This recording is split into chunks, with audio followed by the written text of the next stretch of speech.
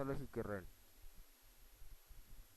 Recuperación, prueba número 4. En el siguiente circuito, si cambiamos el beta por uno más alto, ¿se modifica el voltaje en la resistencia de base?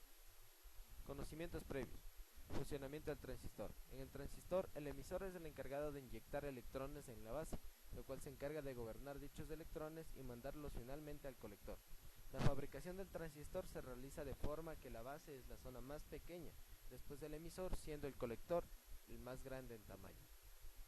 ¿Qué es beta? El transistor bipolar es un amplificador de corriente. Esto quiere decir que si le introducimos una cantidad de corriente por una de sus patillas, él entregará por otra una cantidad mayor a esta, el factor que se le llama amplificación.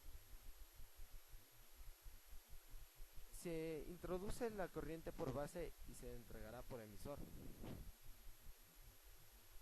Este factor se llama beta y es un dato propio de cada transistor. En resumen, beta es la ganancia que se tiene al amplificar la corriente. ¿Cómo saber qué es el transistor? Para probar los transistores, confirmar si el multímetro digital tiene la función de prueba de diodos. Con esta función se puede probar los transistores. Identificar la base en cada transistor.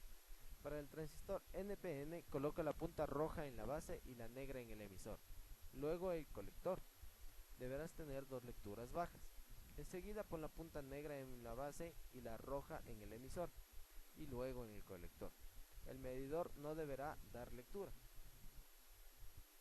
Ahora, con la punta roja en el emisor y la negra en el colector, no deberá haber indicación. De igual forma, no deberá haber indicación cuando la punta roja esté en el colector y la negra en el emisor.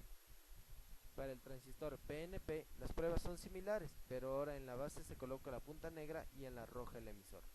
Luego el colector, y así las lecturas deberán ser bajas y el intervalo de posición no deberá haber indicación. Entre colector y emisor no deberá haber indicación. Solución. Utilizaremos el simulador Cooks para saber si se modificó o no el circuito. Primero, mediremos con un beta de 200 el siguiente circuito. Tenemos un voltaje de corriente continua de 24 voltios, una resistencia en el colector de 4.7 kiloohmios, una resistencia en base de 1 megaohmio, un transistor NPN con un beta de 200 y una resistencia en el emisor de 1 kiloohmio.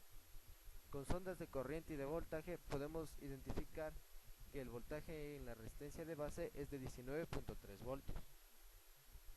Seguido mediremos con un beta de 500 voltios el siguiente circuito. Es exactamente el mismo que el anterior y obtenemos que el voltaje es de 19 voltios. La diferencia entre voltajes es insignificante, por lo tanto se determina que no afecta.